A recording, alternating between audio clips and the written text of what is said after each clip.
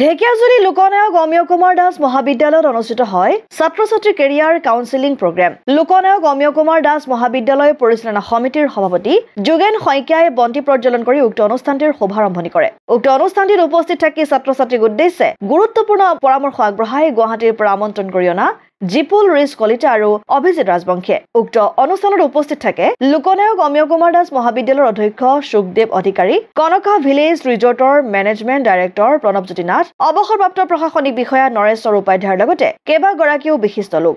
উক্ত কাৰ্যসূচীত 2 শতাধিক ছাত্ৰ-ছাত্ৰী উপস্থিত থাকে।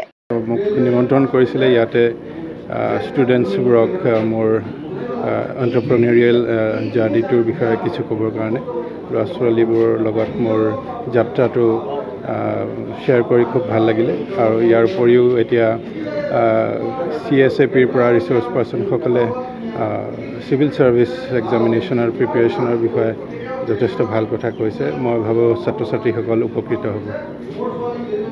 ঢেকিয়াজুলিৰ পৰা প্ৰশান্ত বৈশ্যৰ ৰিপৰ্ট, অসম আদিত্য।